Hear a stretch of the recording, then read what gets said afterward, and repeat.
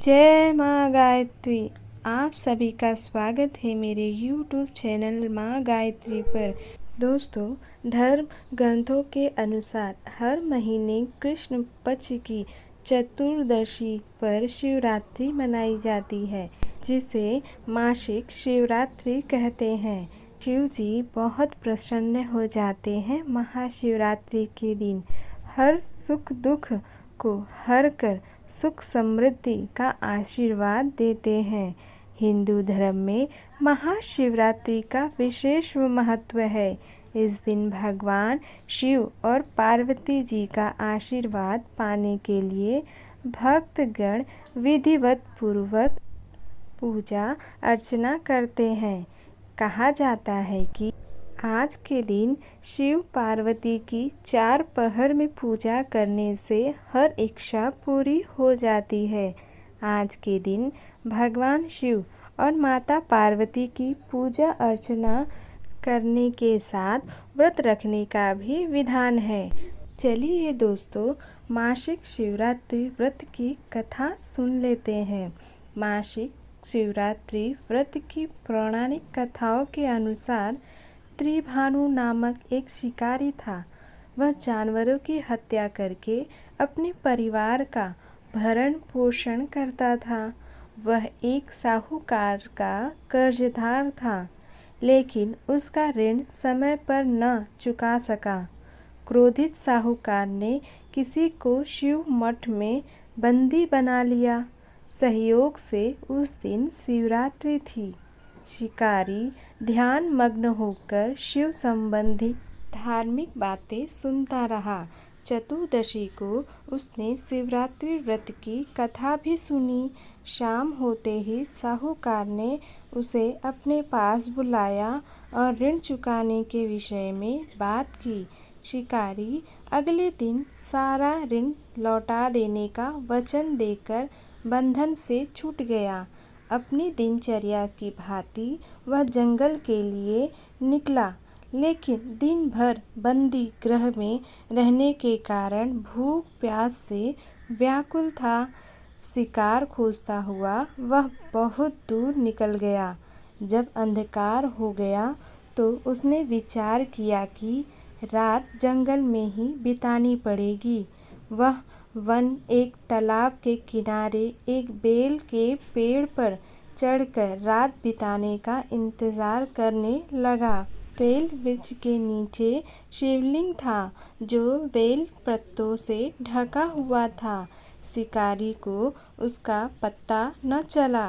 पड़ाव बनाते समय उसने जो टहनियाँ तोड़ी, वे संयोग से शिवलिंग पर गिरती चली गई। इस प्रकार दिन भर भूखे प्यासे शिकारी का व्रत भी हो गया और शिवलिंग पर बेलपत्र भी चढ़ गए। एक पहर रात्रि बीत जाने पर एक गर्भिणी हिरणी तालाब पर पानी पीने पहुंची। शिकारी ने धनुष पर तीर चढ़ाकर ज्यों ही प्रत्यक्षा खींची, हिरणी बोली, मैं गर्भिणी हूँ, शीघ्र ही प्रसव करूँगी।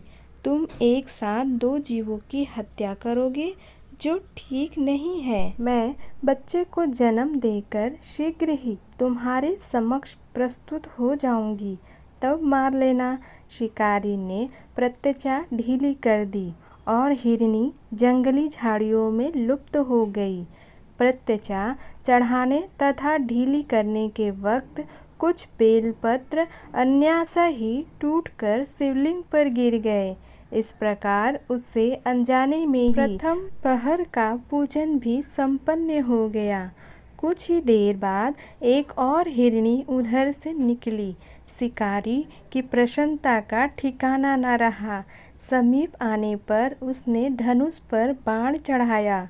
तब उसे देख हिरणी ने विनम्रता पूर्वक निवेदन किया, हे शिकारी, मैं थोड़ी देर पहले ऋतु से निवृत्त हुई हूँ, कामातुर विरहिणी हूँ, अपने प्रिय की खोज में भटक रही हूँ। मैं अपने पति से मिलकर शीघ्र ही तुम्हारे पास आऊँगी। शिकारी ने उसे भी जाने दिया। 2 बार शिकारी को खोकर उसका माथा ठनका। वह चिंता में पड़ गया। रात्रि का आखिरी पहर बीत रहा था। इस बार भी धनुष से लगकर कुछ बेलपत्र शिवलिंग पर जा गिरे तथा दूसरे पहर की पूजन भी संपन्न हो गई। तभी एक अन्य हिरणी अपने बच्चों के साथ उधर से निकली। शिकारी के लिए यह स्वर्णिम अवसर था। उसने धनुष पर तीर चढ़ाने में देर नहीं लगाई। वह तीर छोड़ने ही वाला था कि हिरणी बोली, हे शिकारी, मैं इन बच्चों को इनके पिता के हवाले करके लौट आऊंगी। इस समय मुझे मत मारो। शिकारी हंसा और बोला, सामने आए शिकार को छोड़ दूं? मैं ऐसा मूर्ख नहीं। इससे पहले मैं 2 बार अपना शिकार खो चुका हूँ। मेरे बच्चे भूख प्यास से व्यग्र हो रहे होंगे। उत्तर में हिरनी ने कहा, जैसे तुम्हें अपने बच्चे की ममता सता रही है, ठीक वैसे ही मुझे भी। हे शिकारी, मेरा विश्वास करो, मैं इनके पिता के पास छोड़कर तुरंत लौटने की प्रतिज्ञा करती हूँ। हिरणी का दुख भरा स्वर सुनकर शिकारी को उस पर दया आ गई। उसने उस मृगी को भी जाने दिया। शिकारी के अभाव में तथा भूख प्यास से व्याकुल शिकारी अनजाने में ही बेल वृक्ष पर बैठा बेलपत्र तोड़ तोड़ के नीचे फेंकता जा रहा था। पो फटने को तो हुई तो एक हृष्ट-पुष्ट मृग उसी रास्ते पर आया। शिकारी ने सोच लिया कि इसका शिकार वह अवश्य करेगा। शिकारी की तनी प्रतीक्षा देखकर मृग विनती स्वर में बोला, हे शिकारी, यदि तुमने मुझसे पूर्व आने वाली 3 मृगियों तथा छोटे छोटे बच्चों को मार डाला है तो मुझे भी मारने में विलंब न करो, ताकि मुझे उनके वियोग में एक क्षण भी दुख न सहना पड़े। मैं उन हिरनियों का पति हूँ। यदि तुमने उन्हें जीवनदान दिया है तो मुझे भी कुछ क्षण का जीवन देने की कृपा करो। मैं उनसे मिलकर तुम्हारे समक्ष उपस्थित हो जाऊंगा। मृग की बात सुनते ही शिकारी के सामने पूरी रात का घटना चक्र घूम गया। उसने सारी कथा मृग को सुना दी। तब मृग ने कहा, मेरी तीनों पत्नियां जिस प्रकार प्रतिज्ञाबद्ध होकर गई हैं, मेरी मृत्यु से अपने धर्म का पालन नहीं कर पाएंगी। अतः जैसे तुमने उन्हें विश्वास पात्र मानकर छोड़ा है, वैसे ही मुझे भी जाने दो। मैं उन सब के साथ तुम्हारे सामने शीघ्र ही प्रस्तुत होता हूँ। शिकारी ने उसे भी जाने दिया। इस प्रकार प्रातः हो गई। उपास, रात्रि जागरण तथा शिवलिंग पर बेल पर चढ़ाने अनजाने में ही पर शिवरात्रि की पूजा पूर्ण हो गई। पर अनजाने में ही की हुई पूजन का परिणाम उसे तत्काल मिला। शिकारी का हिंसक हृदय निर्मल हो गया। उसमें भगवत शक्ति का वास हो गया। थोड़ी ही देर बाद वह मृग सहपरिवार शिकारी के समक्ष उपस्थित हो गया ताकि वह उनका शिकार कर सके। किंतु जंगली पशुओं की ऐसी सत्यता, सात्विकता एवं सामूहिक प्रेम भावना देखकर शिकारी को बड़ी ग्लानि हुई। उसने मृग परिवार को जीवनदान दिया।